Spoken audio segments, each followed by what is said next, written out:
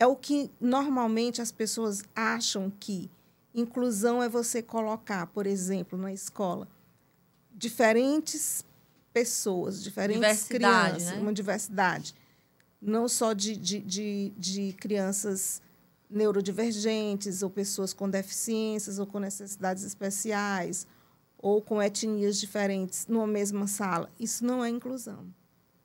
Para a inclusão acontecer, todas essas pessoas elas têm que se sentir acolhidas dentro daquela sala, pertencentes, e aquelas condições que acontecem ali dentro, eles têm que ter todas as oportunidades de se desenvolver da mesma maneira. Certo. Isso é inclusão. Se não existir, é só integração. O episódio de hoje é um oferecimento da Izar BMW, revendedora oficial BMW em Teresina. Uma marca que acredita no poder das escolhas, da autonomia e do protagonismo feminino. Ao valorizar trajetórias reais e cheias de propósito, a Izar BMW se conecta com mulheres que, assim como as nossas convidadas, estão sempre movimentando, guiando suas próprias histórias com coragem, presença e visão de futuro. E se você quiser viver essa experiência de perto, é só apontar a câmera do seu celular para o QR Code na tela e agendar agora mesmo o seu test drive. Seu próximo passo pode começar com uma escolha poderosa. Olá, poderosa! É com alegria que damos as boas-vindas a uma mulher que personifica a ponte entre teoria, emoção e ação. Licenciada em pedagogia com formação em supervisão escolar, ela trilhou caminhos institucionais como supervisora escolar da SEMEC até reinventar-se como psicopedagoga no atendimento privado. Hoje, ela escreve, palestra, produz vídeos e compartilha o projeto Olhos que Vencem, uma obra que revela a sua trajetória de superação e o seu sonho de um mundo verdadeiramente inclusivo. Ela se define como psicopedagoga e buscadora constante da sua melhor versão. Recebemos com gratidão e curiosidade Virna Soares, que seus insights nos movam e que essa conversa floresça novos horizontes para todas nós. A história é incrível. Eu já te peço para compartilhar esse episódio com o máximo de pessoas possíveis, para que a gente possa aí espalhar essa história tão bonita, sabe? Uma história de superação, uma história que nos motiva a corrermos também aí em busca dos nossos objetivos. Seja muito bem-vinda, Virna.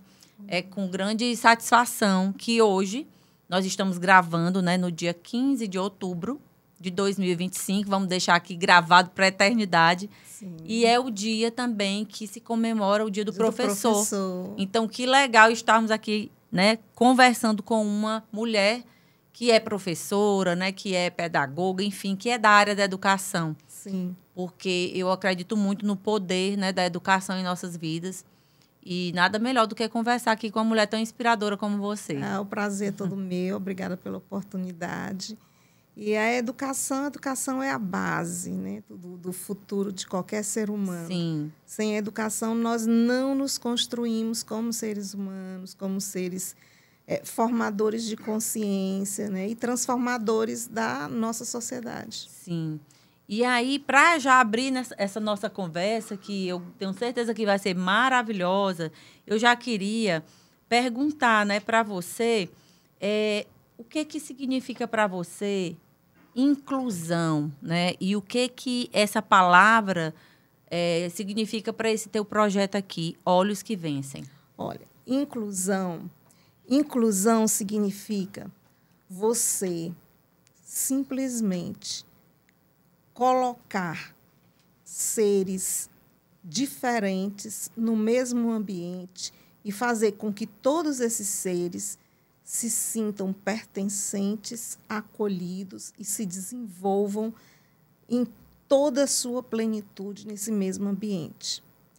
É o que normalmente as pessoas acham que inclusão é você colocar, por exemplo, na escola, diferentes pessoas, diferentes crianças, né? Uma diversidade, não só de crianças neurodivergentes, ou pessoas com deficiências, ou com necessidades especiais, ou com etnias diferentes numa mesma sala. Isso não é inclusão. Para a inclusão acontecer, todas essas pessoas elas têm que se sentir acolhidas dentro daquela sala, pertencentes, e aquelas condições que acontecem ali dentro, eles têm que ter todas as oportunidades de se desenvolver da mesma maneira. Certo. Isso é inclusão. Se não existir, é só integração. Ah, tá. Então, inclusão é diferente de integração. Primeiro, vamos dizer, o primeiro insight, né? O primeiro ensinamento que a Virna está trazendo aqui para a gente.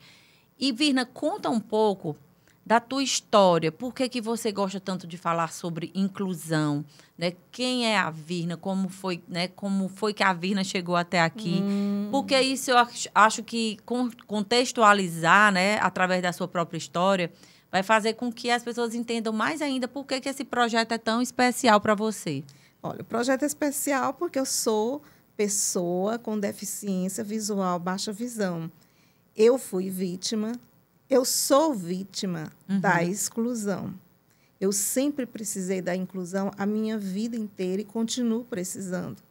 Eu nasci com catarata congênita em 1969 e, aos 8 meses de nascida, minha mãe percebeu que eu não acompanhava o movimento dos objetos e ela me levou ao meu médico, descobriu que eu tinha catarata congênita. Os meus olhos eles eram encobertos por uma camada de catarata. Fiz minha primeira cirurgia aos 8 meses, a segunda aos 2 anos, e fiquei usando um óculos com muitos graus. Quando você tinha 2 anos, você já usou? Já usava o óculos. Eu nunca... Depois da segunda cirurgia, o meu olho direito, eu já só tinha 5%. E o esquerdo, eu tinha 25%. Então, eu já usava o óculos de um grau bem avançado. Fora isso, eu tinha nistagmo também. O nistagmo é uma outra doença em que você não tem o controle do movimento dos olhos. E isso levou com que o meu médico dissesse que eu não poderia estudar. Mas a minha mãe, ela, como toda mãe que acredita no potencial do seu filho, que investe no potencial do seu filho, que não desiste do filho, ela me colocou nos jardins de infância. Lá eu tive minhas primeiras experiências psicossociais, psicomotoras. E ela não desistiu. Ela disse, não, minha filha vai estudar. Aos 6 anos, ela foi me colocar no ensino fundamental e eu sofri minha primeira experiência de exclusão. Não fui aceita na escola, porque a professora disse que eu não iria acompanhar o ritmo da turma, que eu ia atrasar o ritmo da turma. Como é que ela ia alfabetizar a turma e eu, ao mesmo tempo? Então, ela impôs a condição da minha mãe me alfabetizar em casa. Quando eu tivesse alfabetizada, ela me receberia. Só que minha mãe era semi-analfabeta. Ela só tinha até a 3ª série do primário. Complicado. Ela pediu ajuda de uma, então, professora, nossa vizinha, e a professora deu uma cartilha e orientava ela como me alfabetizar. E ali ela me ensinou a ler as primeiras palavras, a escrever. E aí, então, fui aceita na escola. Daí, eu passei 5 anos, os 5 primeiros anos na escola, integrada à escola, mas não incluída. Eu era uma criança invisível. Eu era uma criança que eu passava de ano. Todos os meus professores me passavam de ano. Mas eu sofria bullying na escola. Ninguém queria dançar comigo, porque eu tinha a aparência diferente das outras, que eu tinha um óculos grosso nas festas juninas. Então, eu sofria muito bullying. Eu não tinha amigos. Eu era uma menina, assim, sempre muito isolada. Eu era muito extrovertida, mas sempre muito discriminada por todo mundo, inclusive pelos professores. A minha primeira experiência inclusiva foi com um professor da 6ª série do ginásio, que ele percebeu o meu esforço, meu professor de matemática, e ele escrevia as letras bem grandes, e o ritmo da turma passou a ser o meu. Mas pela sensibilidade daquele professor, foi né? A primeira experiência inclusiva. E também, assim, eu sofri exclusão familiar também. Meu pai, ele teve um luto de 18 anos. Meu pai, ele só acreditou que eu poderia ser uma menina que realmente evoluísse nos estudos quando eu passei no vestibular. Ele sempre... Não, ele não pagava meus estudos. Ele dizia que não ia investir, jogar um dinheiro fora. Então, quem pagava meus estudos era minha mãe. Entende? Eu sofria abusos psicológicos por parte de tios. Diziam que eu era feia, que eu não ia namorar, que eu não ia casar, que eu não ia ter filhos, que eu era imperfeita e tudo mais. Então, esse processo de exclusão, de abusos psicológicos, eu sofri a minha vida inteira. Inclusive, depois de adulta, com homens. Entende? Então, só que essa consciência de todos esses abusos psicológicos, eu vim adquirir com o meu último processo terapêutico. Eu passei por 5 processos terapêuticos, por 5 psicólogos. Certo. Eu queria até te fazer uma pergunta, que eu comecei já a ler aqui teu livro, que a gente já vai falar, né, do lançamento e tal. E aí você fala dessa parte das terapias, e você fala também que nasceu, pelo menos foi assim que eu entendi, que você tem uma depressão genética. Quando eu tinha 6 anos, quando as pessoas me excluíam, eu olhava para a minha mãe e dizia assim, mamãe, eu quero morrer. Você? Eu dizia para minha mãe. E eu tinha uma melancolia, eu trazia já uma melancolia dentro de mim. E só aos 33 anos eu comecei a tomar medicação. E de lá para cá eu continuo.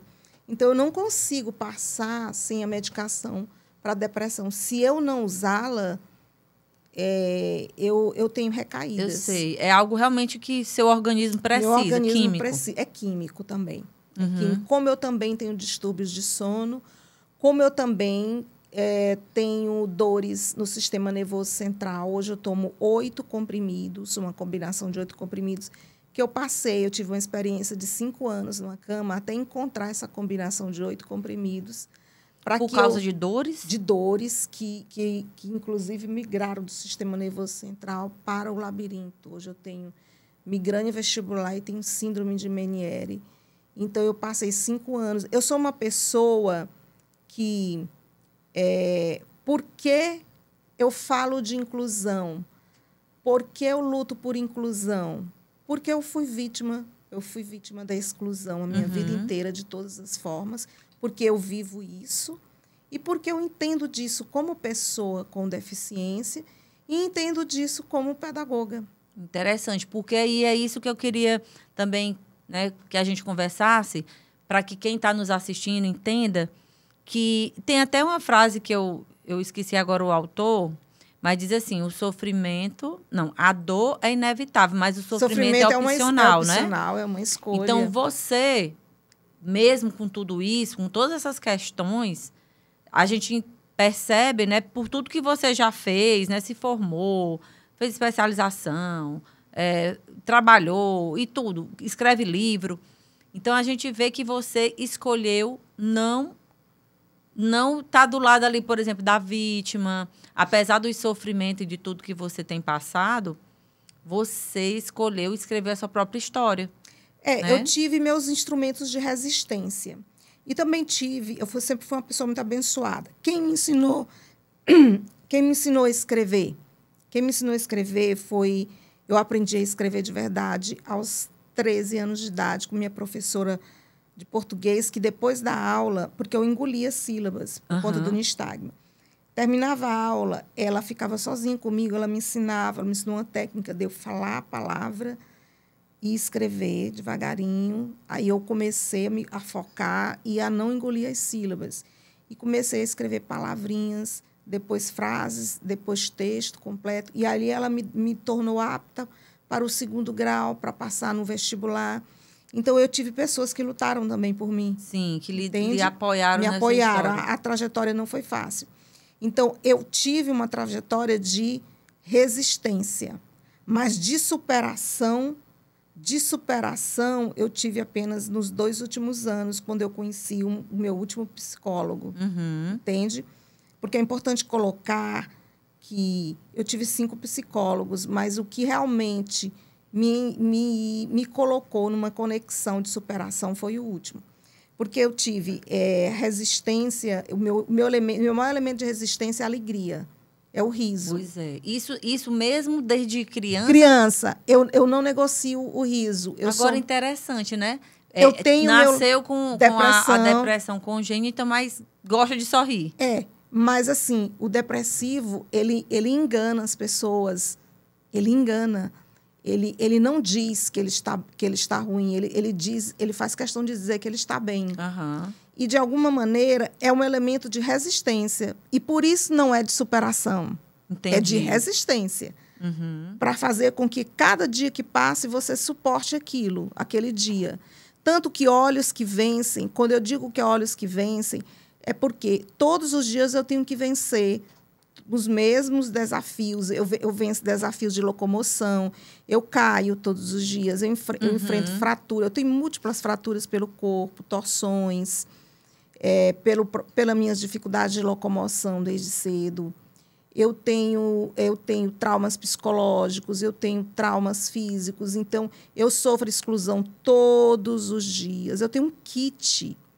O meu kit, eu tenho um kit que eu tenho minha carteira de estacionamento, a minha identidade constando o meu laudo separado, o meu cordão de girassol, em que eu tenho que andar com minha carteira da SEP, com todas essas coisas para eu ser respeitada onde eu chego. Porque eu cansei de ser agredida nas filas de aeroporto. Uhum. Por quê? Porque no Brasil, para você ser prioridade, você tem que ser uma pessoa desarrumada, acabada, com cara de largada, infeliz. E eu não sou isso. Sim. Eu sempre sou uma pessoa que eu ando arrumada. Eu sempre sou uma pessoa que eu ando muito para cima. Sabe se comunicar bem, muito, estou sempre bem, entende? Então, a pessoa, ela bota em questão, ela coloca em questão até a minha deficiência, entende? E tudo isso eu tenho que enfrentar. Então, eu fiz esse kit. Muito bem. Eu fiz esse kit até para que a minha vida se tornasse um pouco mais leve. Então, em alguns lugares, eu uso o cordão quando eu sei que a probabilidade naquele lugar eu ser agredida, aí eu uso o cordão. E tem feito um efeito muito positivo. Então, entendeu? esse cordão de girassol, ele significa que a pessoa tem uma deficiência? Uma deficiência invisível. Porque muitas pessoas olham para mim... Tem o kit dela?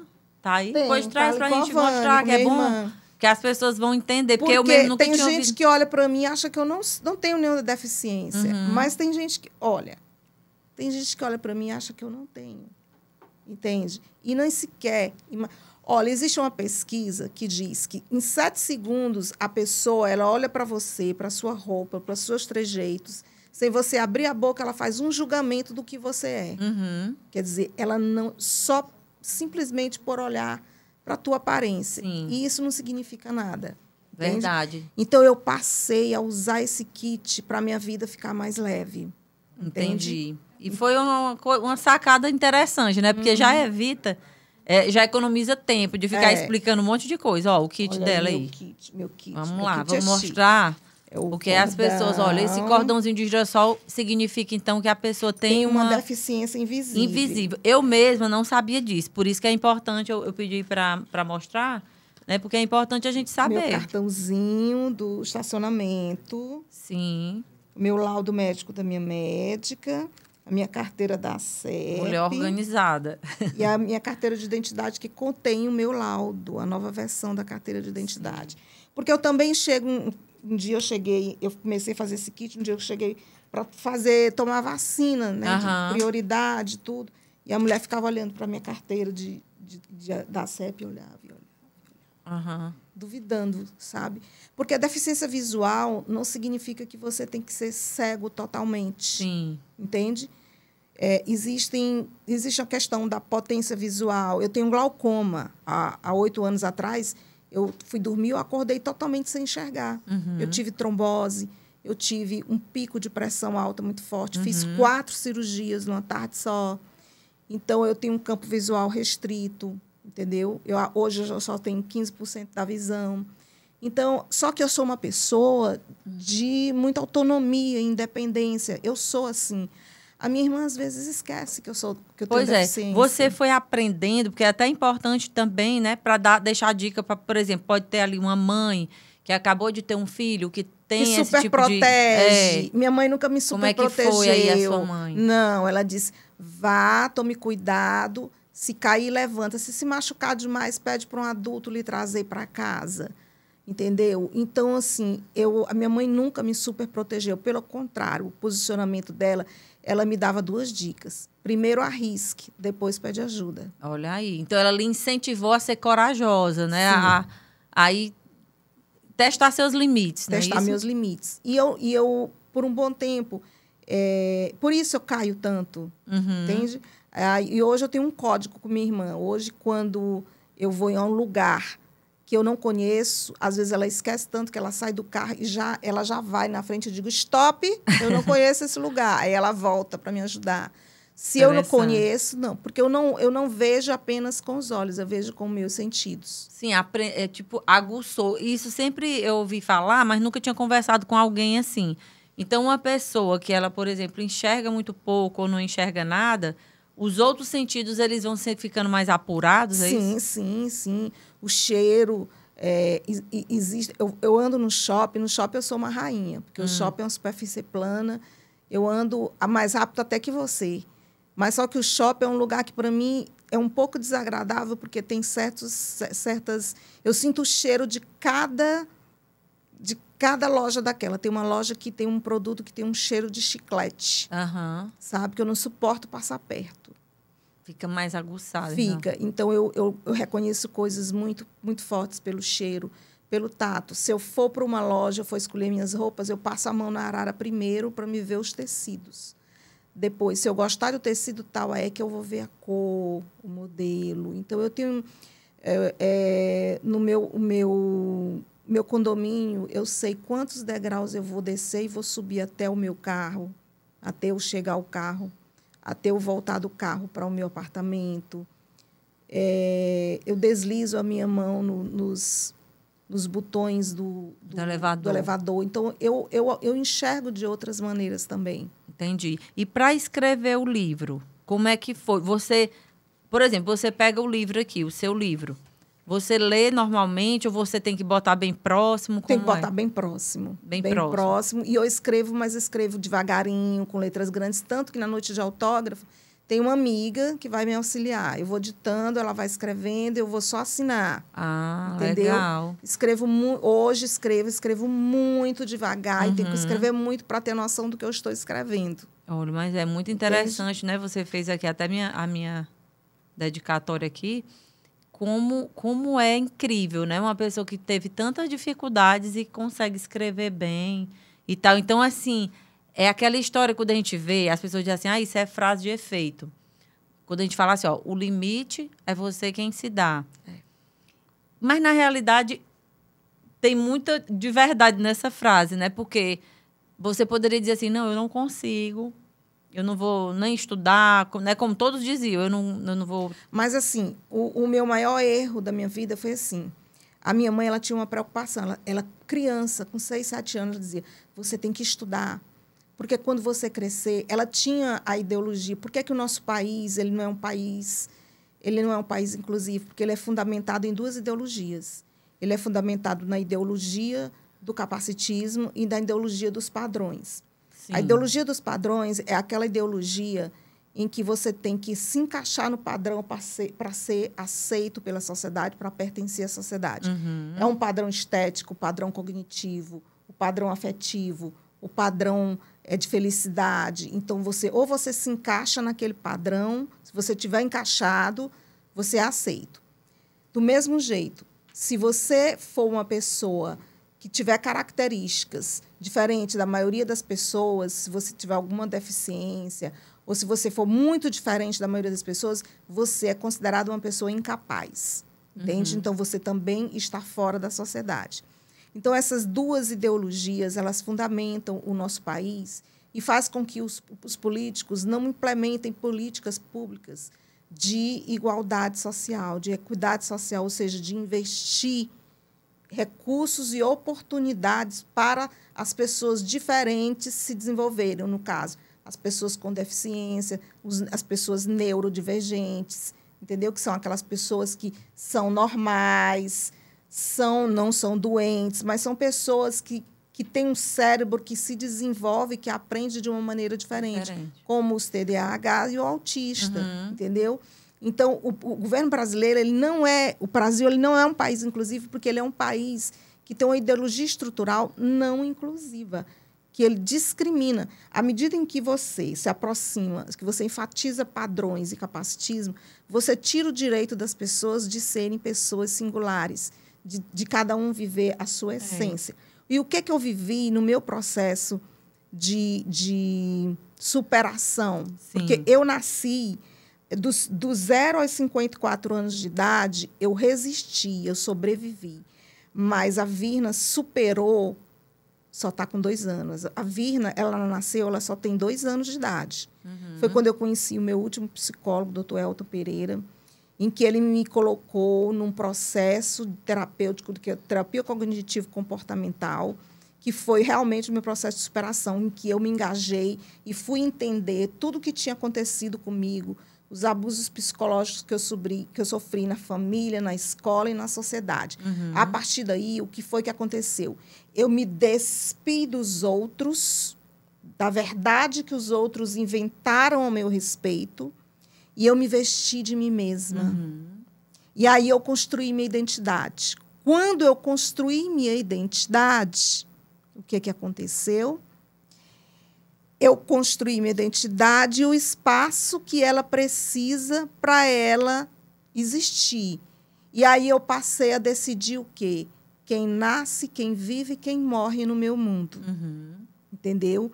E no meu mundo, eu fui construir um novo mundo, eu fui me autodefinir e eu fui entender o quê? Me assumir como pessoa com deficiência, com características que fazem com que eu dependa de você, mas que não me diminuem e não me inferiorizam em nada. E que eu sou uma pessoa que posso ter e desenvolver habilidades incríveis que você que não tem aparentemente nenhuma deficiência não consegue. Exatamente. Porque Judith Singer é uma socióloga em que ela cunhou o termo neurodiversidade em 1998 e ela afirma: não existe no planeta Terra uma mente igual à outra. Não existe um cérebro igual ao outro. Cada cérebro é um cérebro, entende? Então, não há como comparar. Quando você compara uma pessoa com a outra, isso é muito injusto. Você tira a pessoa do caminho dela. Entendeu? A gente não pode se comparar a ninguém. Eu conheci um médico, um dia eu conversei com um médico recentemente aqui em Teresina, que ele pilota avião, ele pilota lancha, ele tem doutorado, mas ele não consegue aprender a tocar um instrumento musical. Pois é. E ele já tentou. E ele não consegue. E aí eu me virei para ele e disse assim: mas o seu cérebro não é perfeito, porque Deus não fez nenhum cérebro perfeito. O seu cérebro é diferente da pessoa que está lá no interiorzinho, que nem conseguiu a oportunidade de falar, de escrever, de ler e escrever, e que sabe tocar uma sanfona. Pensei exatamente nesse instrumento agora. Entendeu? Né? Que é muito difícil de aprender. Que é muito difícil. Então, é partindo desse pressuposto que Paulo Freire diz que não existe saber mais nem saber menos, existe saberes. E a nossa sociedade, ela exclui as pessoas em classes sociais, em nível de conhecimento. Conhecimento é conhecimento. Você já se imaginou se tua casa passar 15 dias ou 20 dias sem o gari passar na tua casa? Como é que vai ficar a tua casa? Se tua casa passar 50 dias sem caminhoneiros, os caminhoneiros parados, como vai ser a tua vida? Entendeu? Então, o nosso país ele está muito equivocado. Nós temos, em 2024, nós tivemos um PIB de 32,3%. Uma carga tributária de 32,3% do PIB. E o retorno social dessa carga tributária é mínimo. É verdade. Entende? E aí você falando aí que cada um, né, que Deus fez todos nós, cada um de um jeito, cada um tem sua importância, cada um tem a sua habilidade. E eu lembrei de um vídeo que eu assisti ontem do Joel J, né? O Joel J, ele é um ex-atleta, ele era nadador e tal, participava de competição e tudo mais, mas quando ele era criança, e ele é negro, e quando ele era criança, um dia, eu acho que ele devia ter 10, 11 anos, lá na história que ele contou, ele estava na sala de aula, ele sempre foi bem-humorado, E aí o professor perguntou alguma coisa e ele respondeu, tipo, fazendo uma gracinha, uma piada, alguma coisa assim, para ser engraçado. E aí disse que a amiga dele, a meninazinha lá do colégio, a colega de sala, né? Disse só podia ser mesmo esse Joel. Preto, macaco e fedido. E aí ele disse que aquilo, uma menina, você está falando aí na história, né? Que no Brasil tem toda essa questão de padrões e tal, né? E de tantas coisas. Ele disse que aquilo pegou tão forte nele que ele chorou muito lá e tal, mas se segurou um pouco, chegou em casa muito triste e almoçando, e o pai dele percebeu, né? E disse, aconteceu alguma coisa na escola? Aí ele, não, tá tudo bem, tá tudo bem. Aí de tanto o pai insistir, aí ele desabou e começou a chorar. E depois o pai foi lá e tudo mais. Então, aí ele disse que o pai, sabe o que o pai falou? E é tão importante o que esse pai fez, né? E hoje ele faz com os filhos dele. O pai falou, ele disse que o pai dele ficou o tempo todo repetindo. Você é negro? Aí ele, sou. Você é macaco? Não. Você é fedido? Não. Aí ele perguntava de novo, você é negro? Ele, sou. Você é macaco? Tipo, para que ele entenda que ele ser negro não era nada demais. Era ele, era a essência dele. Mas ele não era macaco e nem era fedido. Então, ele disse que o pai dele reforçou tanto nele essa coisa do alto valor, dele se valorizar, né? Dele acreditar nele mesmo, que ele disse que isso serviu muito para ele, saber lidar com esses preconceitos, porque não foi o primeiro também que ele disse que sofreu. E que hoje ele passa isso por filho. Então, como é importante também, né, a gente falar sobre isso, porque pode ter aqui um pai, uma mãe, uma tia, sei lá quem, que tenha crianças na família com algum tipo de diferença, né, de deficiência. Isso. Como essa pessoa vai tratar essa criança e o que ela vai dizer para ela. Inclusive, eu coloco no livro justamente isso, a responsabilidade que os adultos têm com as crianças. Porque a maior parte dos nossos traumas psicológicos, elas iniciam na infância, certo? E os meus traumas psicológicos, eles se prolongaram por muito tempo, que são chamados traumas psicológicos complexos. Aqueles que iniciam na infância, que se prolongam, que se repetem e se prolongam por um espaço de tempo muito grande. Entende? Então, eu levei 2 anos, eu ainda estou em processo, mas eu levei 2 anos para entender tudo o que tinha acontecido comigo. Tanto que o livro Olhos que Vencem, ele é um filho meu e do meu psicólogo, eu digo isso para ele. Porque ele nasceu na terapia, como resultado dela. Tem um capítulo que eu destino justamente a nós dois. Ele fez o prefácio. E quando eu digo aí, eu falo que nem... A frase que eu coloco, que a gente não precisa pedir permissão para existir, é porque desde 1948, a Lei Universal dos Direitos Humanos, ela nos dá o direito à vida, à liberdade, à locomoção, à saúde, à educação, o direito a não ser discriminado. Então, nós nem precisaríamos de leis que obrigassem a qualquer estabelecimento a aceitar uma pessoa diferente ou a dar acessibilidade. Isso aí é um direito já determinado desde 1948. Mas que não é colocado em prática muitas vezes, né? Não, porque nós estamos, infelizmente, num mundo que não valoriza a diversidade, e eu não sei por quê, porque hoje já existem dados em que até eu tenho uma palestra sobre inclusão, a relação entre inclusão e contexto socioeconômico, em que as empresas que se relacionam com a diversidade, elas aumentam o percentual de lucratividade delas. Empresas que colocam pessoas com deficiência para trabalhar também aumenta a lucratividade, porque modifica, elas colocam pessoas que têm uma percepção diferente da realidade. Entendeu? Fala só um pouquinho mais para cá, porque senão... Elas têm uma percepção diferente da realidade. Verdade, entendeu? Elas ficam mais humanas também, né? Também humaniza. E elas passam a ideia elas dão o valor do produto dela, ela passa a ideia de que ela dá valor ao ser humano. Sim. Eu até grifei aqui umas coisas que eu estava lendo no seu livro, que você diz aqui no capítulo 4, né? Um tempo de paz, a faculdade. Você fala aqui, né? Pela primeira vez experimentei o sentimento de pertencimento em um espaço coletivo. Meus colegas acolheram a minha deficiência sem nunca precisarem nomeá-la. Admiravam as minhas potencialidades e muitas vezes diziam se inspirar em mim. Nas horas difíceis, quando me sentia pequena diante da vida, eram eles que me amparavam. Olha o quanto eu achei isso super forte. E eu até grifei, né? Como é importante a gente entender que, às vezes, um olhar, né, uma palavra, um elogio também, né, faz tanta diferença na vida de alguém. Foi né? minha fase de descanso, a minha fase de paz foi na faculdade, justamente porque eles me olhavam de igual para igual, entendeu? E quando eu falo assim de propósitos de vida, é justamente isso aí. O livro, ele é apenas... O projeto de inclusão, ele se constitui através do livro, através das palestras e dos vídeos educativos, porque eles reúnem a experiência de uma pessoa com deficiência e de uma especialista em educação. Eu estava assistindo, de repente, um dia veio na minha mente, gente, nós estamos vivendo um caos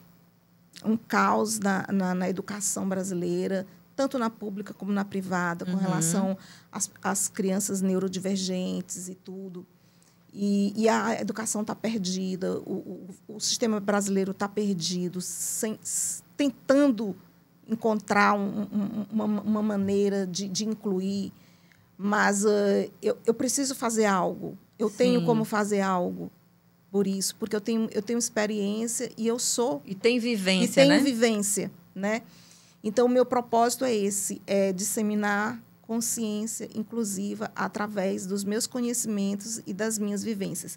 Um dia, Paulo Freire disse, você só muda o mundo quando você muda pessoas. E você só muda pessoas quando você muda sua própria consciência e depois você luta para mudar a consciência das pessoas. Verdade. Entendeu? É o que nós estamos fazendo aqui. É o que você faz através do seu podcast. Você muda consciências. E quando a gente muda consciências, a gente consegue mudar, transformar uma realidade em algo que se dissemina, que se une, que as pessoas se unem através do respeito, da igualdade, do amor, do equilíbrio. Porque o caos, ele sempre existe. E a minha receita de superação, eu tenho uma receita de superação. A minha receita é a seguinte, você não tem controle sobre o que acontece ao seu redor. Sim. O que acontece ao nosso redor, por exemplo, o sistema político brasileiro é um caos. O sistema de inclusão brasileiro é um caos. Nós vivemos um processo as condições econômicas, de saúde, de educação, de habitação do país, os nossos problemas pessoais, a gente vive um caos, a violência. Sim. Mas tudo que está ao nosso redor, nós não temos controle. Mas, espera aí, eu tenho controle sobre o que eu penso. Como eu reajo, né? Sobre o que eu penso, sobre o que eu sinto e como eu vou reagir. Que existe até uma filosofia estoica, uma filosofia antiga, que justamente coloca isso aí, que você tem esse controle, né? E a gente, a partir disso aí, você adquire a consciência de quê? De que nós temos uma essência e vivemos uma essência natural da vida. E qual é essa essência? Da reconstrução. Nós estamos nos reconstruindo todos os dias. A gente renasce todos os dias. Eu gosto muito de Cora Coralina. Ela é uma poetisa brasileira que, para mim, ela é a mais inclusiva. Para mim. Isso a gente não se discute, né? É o meu gosto, em que ela diz assim, recria tua vida sempre, sempre. Remove as pedras, planta rosas, faz doces e recomeça. O que é que ela quer dizer com isso? Todos os dias você tem que retirar as pedras do teu caminho e plantar flores. Então, a gente só enxerga beleza se a gente tiver beleza dentro da gente. Se a gente não tiver... Verdade. Não tem como, entendeu? Você construir algo ou transformar algo de outra maneira. Então, a vida, ela é um fluxo natural de recomeço. Por isso, eu coloco olhos que vencem. Eu venço todos os dias. Quando eu abro meus olhos, em que todos os dias eu vou dormir, que eu abro os olhos, que eu estou enxergando, eu agradeço a Deus. Meu Deus, mais um dia, estou enxergando. Eu sei que aquele dia eu vou enfrentar tantas barreiras. E, no final do dia, eu vou estar esgotada pelas barreiras que eu enfrentei. Mas eu também experimentei a boniteza da vida. Naquele dia eu enfrentei muitas barreiras, mas eu experimentei a boniteza da vida. Porque se não existisse a boniteza da vida, ninguém gostaria de viver. Ninguém se apegaria tanto à vida. Entende? Então, o que é que a gente precisa ter? Força para recomeçar, força para transformar, força para olhar para o sistema socioeconômico e político do nosso país e dizer para ele que está tudo errado. E isso não se trata, isso não diz respeito, não é sobre esquerda, direita, não é sobre partido político. É sobre um país que não está olhando para uma equidade social, que não está pegando os tributos, a sua carga tributária e devolvendo para as necessidades do povo brasileiro. Não está devolvendo para a diversidade. A chuva, ela é feita de pingos. E se você for aumentando os pingos e for aumentando, ela vira uma tempestade. Então, por que a gente não move o nosso país e busca formar e fazer tudo isso aqui? Fazer com que as pessoas enxerguem, né? Um tsunami de inclusão, de amor, de respeito e de vivência da diversidade. Gente, diversidade nunca teve tão atual na vida. Verdade. E aí, a capa do teu livro explica um pouco como foi que você criou, né? Qual foi a ideia, né? Quem foi que ajudou, enfim. Foi eu que criei. Esse óculos é o meu óculos. É o seu óculos mesmo. A cor rosa é a cor da superação. Uhum. Mas tem outras cores aí também. Tem o azul, tem o amarelo. Porque a diversidade... Tem o verde, né? A alusão à diversidade. Uhum. As pessoas são diferentes cores. Tudo foi idealizado por mim. Essa consciência, todas as frases, tudo aí foi escolhido por mim. Consciência inclusiva. O que a gente precisa é dessa consciência inclusiva, de dar oportunidades e todos os direitos que todo mundo precisa para se desenvolver do jeito que precisa se desenvolver, do seu jeito diferente.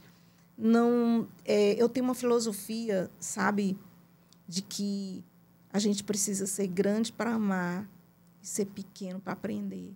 Por que a gente precisa ser grande para amar? Porque a gente precisa aprender a amar a diversidade, aprender a amar quem não concorda com a gente, quem pensa diferente da gente, quem tem características físicas, pessoais, subjetivas diferentes da gente, econômicas diferentes da gente. E a gente precisa aprender, ser pequeno para aprender, porque a gente está sempre aprendendo. Porque sempre a gente tem alguma coisinha para aprender, né? Tem, sim. E muito. Nós nunca somos, eu não sou mais o que eu fui ontem. E amanhã eu não serei mais o que eu fui hoje, o que eu estou sendo hoje. E quando você falou, né, que todo dia quando abre os olhos, né, você fica grata e no final do dia, mesmo exausta por tantas coisas que você passou, você também vai dormir com aquele sentimento de contentamento porque superou mais um dia, né, viveu mais um dia e tal. Eu até me emocionei um pouco aqui, porque é sobre isso, né? Às vezes a gente, qualquer um de nós, a gente tem nossos desafios, nossas coisas. E como é bom a gente estar aqui contando essa história, a gente está vivendo, né? Cada dia. É um presente, né? A vida. É um presente. Embora a gente... E é esgotante. E não é fácil, porque também não fácil. adianta... a gente não pode romantizar, não. né? Todo dia tem aqueles desafios. Tem horas que a gente pensa que não vai dar conta. Tem. Não é? Esgota, sim. A minha rotina, ela requer uma energia muito grande. Eu sempre vivo cheio de manchas, de pancadas, de arranhões. Quando eu vou no terapeuta, ele diz assim, mais uma pancada, que eu sou branquinha, né? E aí ele vê, caiu de novo. Pois é, Hoje eu já tenho uma relação muito resiliente com as minhas quedas, né? Eu tenho um fisioterapeuta. Quando eu chego lá, ele diz assim, de novo, de novo. Eu digo para ele que eu sou muito chique. Eu caio aqui, eu caio na Europa. Só eu lugar caio, chique, só né? lugar chique. Eu não caio só aqui, não. Aí, meu irmão, tu viaja, tu cai. E eu só vivo fazendo fisioterapia. Mas faz parte, entende? Faz parte. E a gente não pode gastar a nossa energia, jogar a vida fora por aquilo que faz parte da sua vida. Entendeu? Exatamente. Embora tenha todas essas dificuldades, você está fazendo o seu jeito de dar certo, né? Você está buscando aí as formas que tem para não desperdiçar, né, os seus dias de vida. A vida é muito preciosa e Deus me deu o dom da vida. Então, eu tenho uma missão. Eu não acredito que Deus nos colocou no mundo, e eu não estou falando de religião, estou falando de uma inteligência suprema que criou tudo isso. Ele não nos colocou no mundo para que nós viemos realizar sonhos pessoais.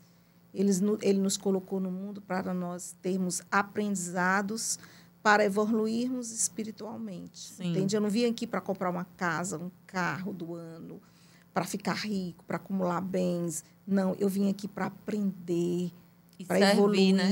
Servindo uns aos outros, junto com os outros, numa comunhão, entendeu?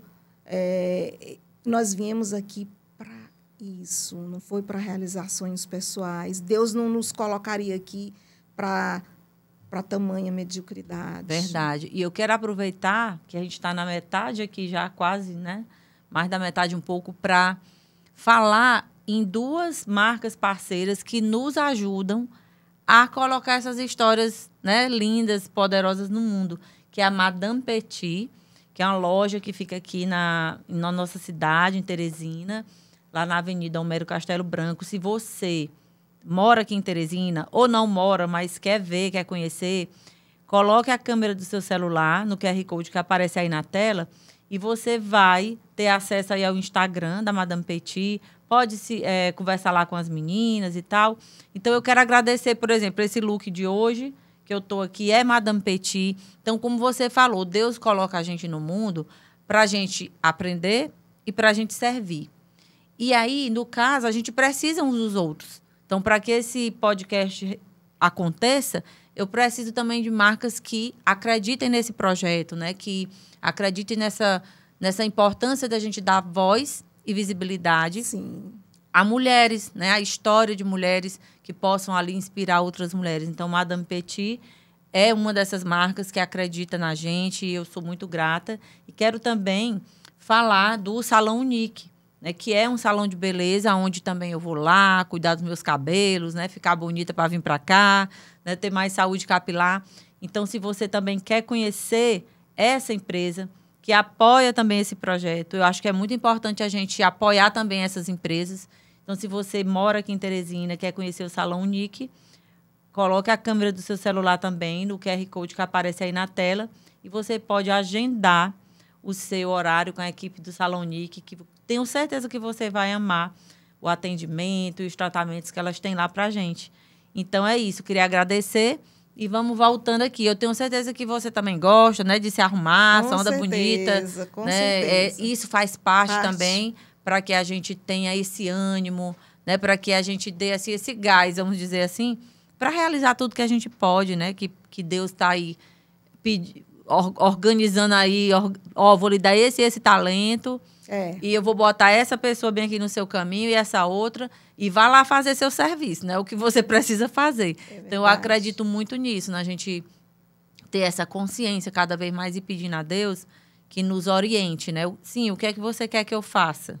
Me oriente aqui, para poder eu, né, ir dando o encaminhamento. Porque, como você disse, a gente não veio aqui só para curtir a vida ou realizar sonho pessoal. Acredito também que tenha algo maior, né? Pra gente. Com certeza, nós temos algo muito, muito maior. E você, se você tivesse assim uma varinha mágica, né? Para solucionar essas questões aí de exclusão no nosso país e no mundo, mas o que você faria de pronto, assim, de primeiro? O que é que você acredita que Olha, iria resolver muita coisa? eu acho assim que falta muita verdade no que se faz. No nosso país, no caso, em termos de planejamento, por exemplo, com relação à educação. Nós precisamos, na verdade, construir mais escolas e sermos honestos na organização das escolas. Não se admite que uma sala de aula exista mais de 30, 40, 45 alunos numa sala de aula com 8 ou 10 crianças neurodivergentes ou com necessidades especiais. Isso não funciona. Uma escola em que colocam pessoas dentro de uma sala de aula dessas de apoio, que diz que é pessoa de apoio, de origens, de profissões diferentes, que nunca foram capacitadas, qualificadas para isso. Colocam pessoas, a própria equipe escolar não tem qualificação. Não existe uma comunicação sensível entre todos. A equipe escolar precisa ser qualificada, entendeu? Tem que ter... Cada aluno que tem suas necessidades especiais precisam ser conhecidos em suas características individuais. O número de alunos por sala de aula correto são 25 alunos. Então, o que eu vejo é que existe um professor, turmas lotadas, crianças e professores e pessoas dentro de uma escola vítima de todo um caos que está sendo instalado. E que isso não é inclusão. Isso não é inclusão. E você, quando escolheu fazer o vestibular, né? Porque você se formou em pedagogia, o que te fez escolher essa profissão? Justamente todas as questões porque eu tinha passado de exclusão, entendeu? Na escola. E aí eu disse, não, eu vou fazer pedagogia, eu quero entender esse processo, eu quero fazer algo para modificar essa realidade, sempre trabalhando nessa questão, justamente porque foi o lado em que eu mais sofri nessa questão do meu processo de alfabetização. Sim. Entendeu? E também vejo assim, as políticas públicas brasileiras com relação à educação, com relação ao planejamento familiar, entendeu? Como é que um país deixa que ocorra um crescimento populacional tão grande, com uma quantidade, sem condições econômicas de gerenciar toda essa quantidade de pessoas que nascem por anos e que são jogadas aí ao léu, sem as mínimas condições de subsistência. Quanto mais de educação. Então, nós necessitamos de um planejamento familiar, de um planejamento educacional, de políticas sérias, entende? E de um retorno tributário sério. A receita do bolo, ela existe. E ela não é tão complexa quanto se imagina. É só assumir políticas corretas e adequadas e com recursos suficientes para que a coisa realmente aconteça. Sim. Quando você trabalhou você trabalhou na secretaria... Na SEMEC, Secretaria Municipal de Educação de Teresina. Como era exatamente o seu trabalho, né? Bom, na SEMEC, nos primeiros 2 anos eu era professora e depois eu fiz o concurso para supervisora escolar, em que eu trabalhei num projeto de alfabetização. Foi um projeto... Eu lembro que foi um projeto assim, belíssimo, em que justamente nós trabalhávamos com meninos que já estavam atrasados, que não tinham conseguido acompanhar e que a gente resgatava esses meninos para alfabetizá-los, né? E como foi para você, assim, estar do outro lado, né? Ah, foi maravilhoso. Como foi a sensação? O que vinha na sua mente? Foi incrível, assim, de dever cumprido, sabe? De que eu estava sendo realmente útil, de que eu estava fazendo parte de algo, fazendo algo que eu queria tanto que tivessem feito por mim, sabe? De uma maneira mais leve, mais suave, que não fizeram.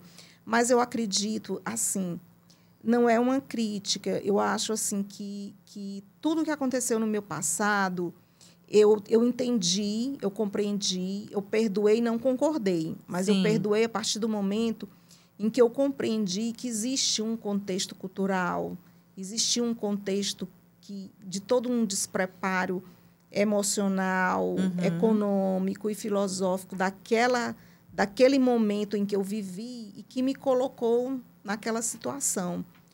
E hoje eu sou outra pessoa. Hoje, eu acho que aquela criança que existiu dentro de mim não existe mais. Até 2 anos atrás, eu revisitava aquela criança.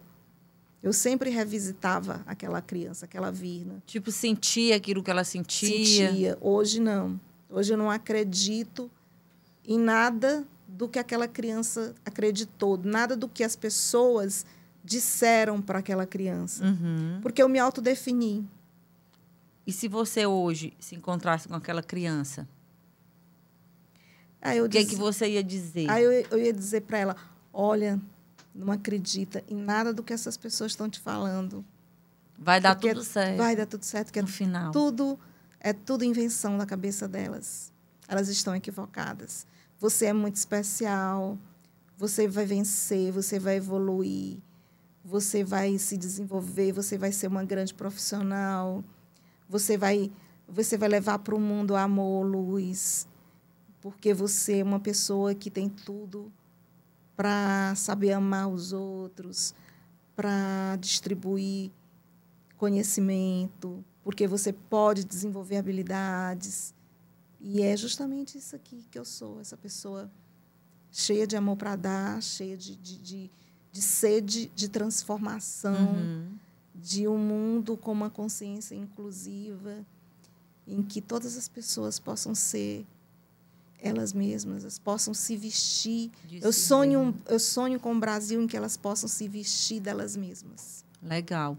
E quando você está nas escolas, né, dando alguma palestra, como é você, no caso, a sua palestra é direcionada para profissionais da educação, professores, diretores e tal, ou também é para a família? Como é, no caso, dessa sua prestação de serviço? Eu tenho 4 tipos de palestras. Uma é direcionada para um público em geral. É como se fosse um top show, né? Sim. São narrativas de uma pessoa com deficiência no mundo não inclusivo. É tudo que eu passei a minha vida inteira, inclusive experiências super engraçadas de exclusão, né? A outra é sobre a relação entre inclusão e o contexto socioeconômico, que é mais direcionada para as pessoas que querem montar empresas. Sim. Né? A outra é direcionada para diagnósticos atípicos, relacionada ao processo de como uma família recebe o diagnóstico dos filhos e como ela precisa ser acolhida, né? E a outra eu coloco as complexidades do processo inclusivo brasileiro, possibilidades e desafios. Então, essa já é mais para profissionais, direcionada para profissionais da educação. Na verdade, todas elas têm o intuito de disseminar a consciência inclusiva, porque eu entendo que a consciência inclusiva ela é a ruptura da ideologia capacitista. Entendeu? É a única coisa que é capaz de romper a ideologia capacitista é a consciência inclusiva. É o amor à diversidade. E sem consciência inclusiva, nós não vamos evoluir. Entende? Nós não vamos. Porque isso está disseminado na cultura brasileira, sabe? Na cultura. Estava disseminado na mente da minha família. A minha mãe, que investiu em mim, que acreditou em mim, ela ainda dizia assim, Você tem que se tornar independente, porque você não vai casar, nenhum homem vai lhe querer, porque você é deficiente. Então, você tem que se formar, se empregar, ganhar seu próprio dinheiro, senão seus irmãos vão... Entende?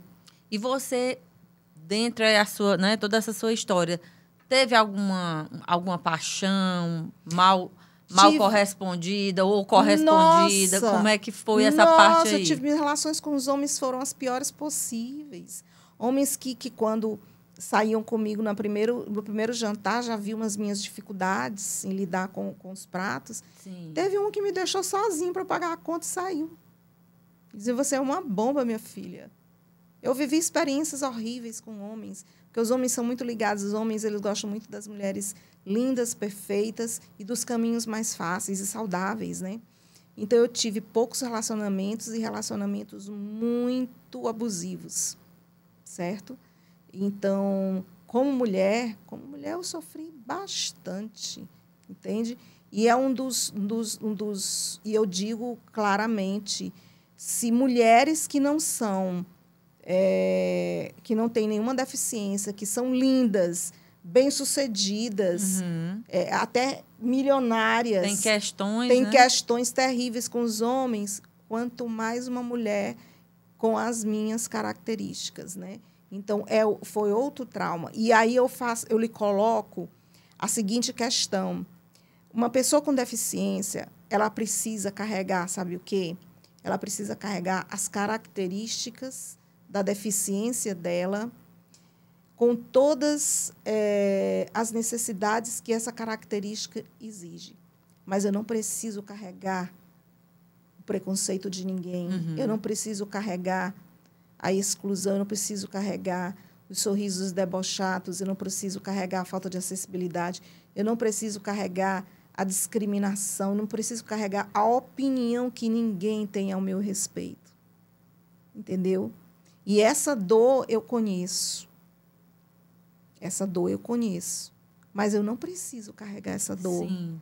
E você só tem consciência, e uma pessoa que é abusada psicologicamente, em qualquer vertente, em qualquer esfera, ela só tem consciência.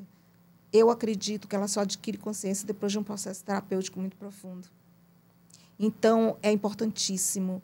Eu recebo acompanhamento psiquiátrico, psicológico, e hoje eu estou uma pessoa forte, superada. Hoje eu sou uma pessoa forte, que superei e que continuo superando todos os meus traumas. Por quê? Porque eu tenho um suporte psiquiátrico e psicológico de alto nível. E que é muito importante, né? E outra coisa que você tocou aí nessa questão econômica, política do país, é de realmente também ter condições de pessoas que, de repente, têm um poder aquisitivo, né, menor, ou ter essa acessibilidade a bons tratamentos também psicológicos. Que se não tem para a doença física, vamos dizer assim, já é tão complicado. Imagine para a doença Imagina, mental. né? Então, assim, é todo um processo realmente que requer vamos dizer, um trabalho mesmo muito forte, multidisciplinar, né? Algo que se olhe de todos os lados. Para você ver como a dor da exclusão, que ela é capaz de provocar. Ela é capaz de provocar traumas muito profundos. Não é só cuidar. Aquele ali tem um problema, sei lá, de vista. Não. Vamos lá. Aquele ali tem um problema de locomoção. Não, e a parte emocional, né? Porque como é que todos estão carregando uma dor que não são deles. É a dor da exclusão. Sim. E a dor da exclusão não é uma dor nossa. E o quanto é importante esse tratamento, né? Esse apoio. Porque você contando aqui pra gente que só há 2 anos... Né? Você vem superando, você vem resistindo, né? Mas só há 2 anos isso se acomodou de uma forma melhor dentro de você, né? Tanto que eu fui capaz de escrever o livro dessa maneira. E nasceu o livro, né? O livro é o filho de toda essa vivência aí. Essa superação, essa autodefinição, esse auto-amor que hoje existe dentro de mim. E em breve as pessoas vão poder estar lendo esse livro, né? Sim. Hoje a gente está aqui 25 conversando. 25 de outubro vai ser o lançamento no Café 4 Estações, às 17 horas, Com o DJ Dian. Eu Sim, fiz questão de inclusive, fazer uma coisa diferente. Tem uma caixinha que você trouxe aí, né? Bem bonita. Vamos mostrar aqui agora. Que eu não sei o que tem na caixinha. Agora ela vai mostrar pra gente. Aqui a caixinha. Olha aqui. Caixinha que eu trouxe. Linda. Pra você. O DJ Jan vai tocar rock. Olha aí. Dos anos 80, 90 e 2000. Fiz questão de fazer algo diferente. Eu não sou Divertido, diferente. né? Eu Lindo. sou diferente. Eu não sei para onde é que eu mostro. Eu mostro para cá? Olha o convite. Para cá, o convite. E aí tem aqui no kit, ó, um livro maravilhoso, viu, minha gente? Para presentear, para a gente mesmo ler. E entender até que ponto eu também sou uma pessoa preconceituosa, que quer aprender alguma coisa, né? Que precisa aprender. Todo mundo precisa para escrever os insights, inclusiva. Para escrever os insights, né? Exatamente. Muito bem. E o marca-texto que eu amo também, porque né, tudo meu eu grifo. Então, ó, quem não é aqui de Teresina, por exemplo, que quiser adquirir o seu livro, como é que faz? Tem o link da Amazon. Pronto, também. Nós vamos deixar na descrição aqui do vídeo. Vai ter o link da Amazon. Aqui também tem na livraria Entre Livros. Sim. Certo? E a renda específica do dia do lançamento vai ser revertida para o Instituto DEAF1, que é um instituto que incentiva, ele foi organizado por mães atípicas, que incentiva pesquisas genéticas sobre autismo. Olha que legal. Autismo sindrômico. Então, assim, tudo que for arrecadado no dia, eu vou reverter. Vai doar para esse instituto. Vai doar para esse instituto, porque a questão do autismo, a gente não tem que trabalhar só na questão das terapias, mas também na busca por soluções, o entendimento do processo genético também. Muito importante. É muito bom, né, saber que alguém que vivenciou tudo isso, transformou toda essa dor num livro, né, palestras e vários projetos que vai semear aí muita esperança. É só o início, né, do projeto. Expansão de consciência para todo mundo. Isso. Porque é por isso que a gente gosta de divulgar e tal, né? Porque imagina quantas pessoas nunca pararam para pensar exatamente nessas questões que você está colocando aqui hoje, né? O quanto é importante uma palavra, o quanto uma palavra pode elevar ou pode, né, deixar a pessoa lá no chão, o quanto um professor também precisa entender, né? E às vezes até também ter esse apoio, porque às vezes age de uma forma, não porque queira intencionalmente, mas porque também ninguém nunca chegou para conversar, para orientar, né? Então, é todo um contexto. Eu deixo a mensagem também de que o sistema político brasileiro precisa ser reformulado, as pessoas também precisam ter consciência disso, que não é só A ou B. Os políticos brasileiros, na verdade, eles têm que ser encarados como os nossos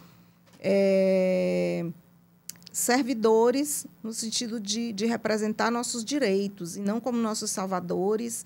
E, na verdade, não está acontecendo, independente de partido Sim. A ou B, ou esquerda ou direita, não procede. Eu não vejo nenhum fundamento em todas essas questões de brigas com relação a isso aí, de polarização. Sim. Nós temos que olhar para as nossas questões que precisam ser resolvidas dentro do nosso país, que até hoje não estão sendo resolvidas, estão cada dia mais difíceis, mais desafiadoras. É isso que nós precisamos olhar. E ter pessoas que realmente queiram, né? Queiram resolver de verdade. De verdade, porque o que a gente vê não é de hoje, é de sempre. São pessoas que estão nos poderes públicos aí. Na realidade, eles estão trabalhando em causa própria.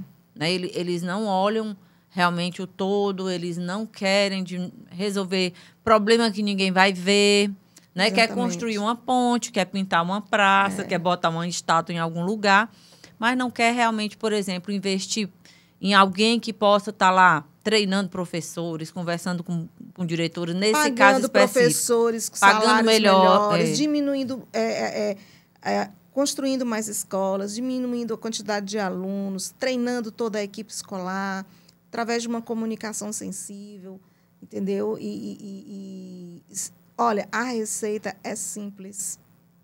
Só precisa realmente de um planejamento e de uma atitude realmente correta. Inclusiva, né? Inclusiva. Importantíssimo, Virna. E eu sempre pergunto aqui para as mulheres que vêm, né, ser entrevistadas aqui no podcast, qual é o seu superpoder?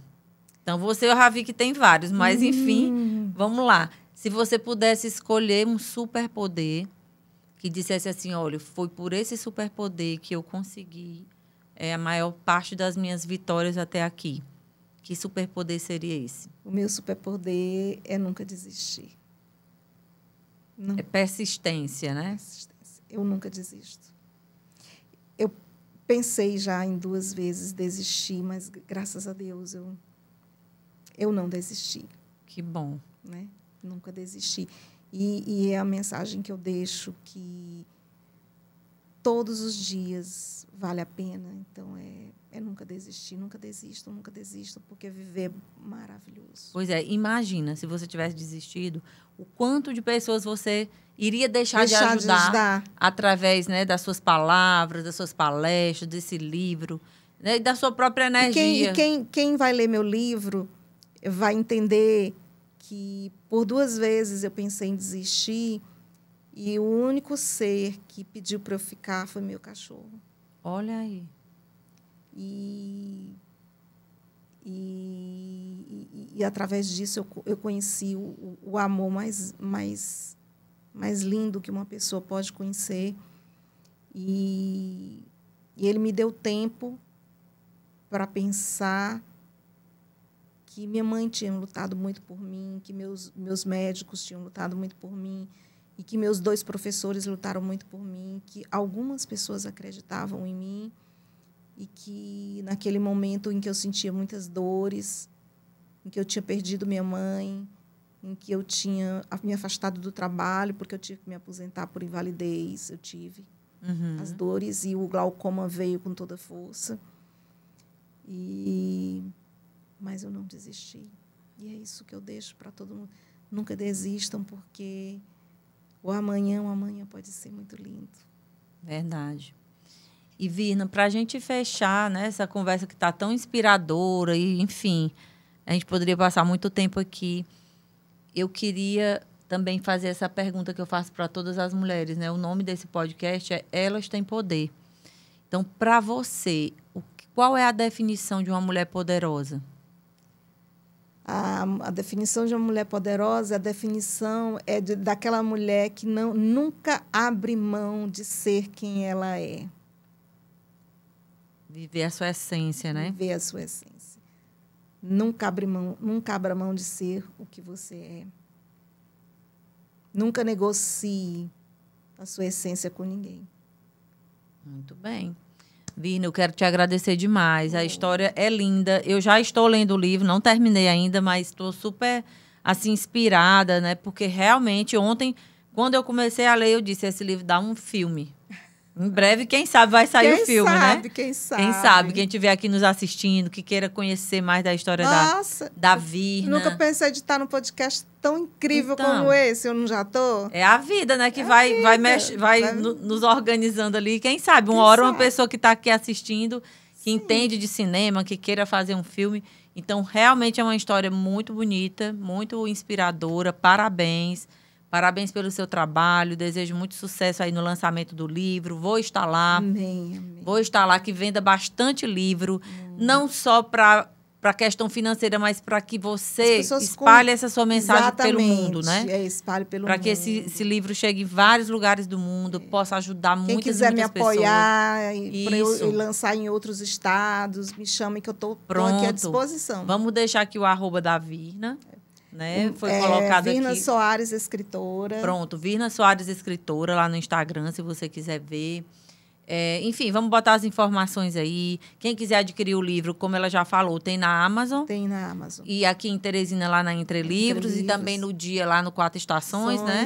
Isso. No dia do lançamento. Também pode conversar lá pelo direct, né? Do seu Instagram. Alguém que queira comprar, não sei, tem uma comunicação lá. É bom até deixar um link, alguma coisa, né? Porque para as pessoas terem mais acesso. Mas é isso, desejo muito e muito sucesso. Obrigada, querida. Que a gente possa ainda contar lindas histórias, né, sobre as coisas que você ainda vai fazer, né, tudo que você vai construir daqui para frente, porque é muito importante a gente ter sonhos, né? Eu tenho até uma frase ali na recepção que é sonhar, acreditar e realizar. Sim, você pode, não é? Sim, então, isso é algo que eu acredito e que você com certeza acredita, porque já realizou muita coisa, né? Uma mulher que já fez tanta coisa aí na vida, pelo quando a gente lê do seu currículo, né? Das coisas que você já fez. Então, é isso. Você, embora entre altos e baixos aí, você sonhou e você também acreditou. E como você falou, teve pessoas que acreditaram também em você, não é? E aí você realizou muita coisa e ainda vai realizar mais. E é muito importante a gente ver, porque a gente também se inspira e a gente segue acreditando também que a gente vai conseguir realizar os nossos sonhos, não é isso? Sim, sim. Então, fica aqui aberto para você, se você quiser deixar uma última mensagem. E aí a gente vai finalizar nosso episódio. Nós nos unamos e que a gente propague aí um tsunami de inclusão, de amor por esse Brasil inteiro. Muito bem. Então, você que ficou com a gente até aqui, eu quero te pedir, se essa mensagem, né, se esse episódio tocou aí no seu coração, se de alguma forma você, sabe, se animou ou se inspirou, compartilhe essa história com mais pessoas. Se inscreve também no nosso canal, é importante, porque assim mais e mais pessoas têm acesso a esse conteúdo. E vamos juntas, você daí, a gente daqui, construir esse mundo mais inclusivo, mostrar pessoas de todas as formas, né? Pessoas de todos os jeitos, de todas as cores, e, enfim, para que a gente consiga aí criar, né, esse mundo onde todo mundo possa brilhar sendo quem é de verdade. Então, eu te aguardo na próxima quarta-feira em mais um episódio do Elas Têm Poder Podcast. Um abraço e até lá.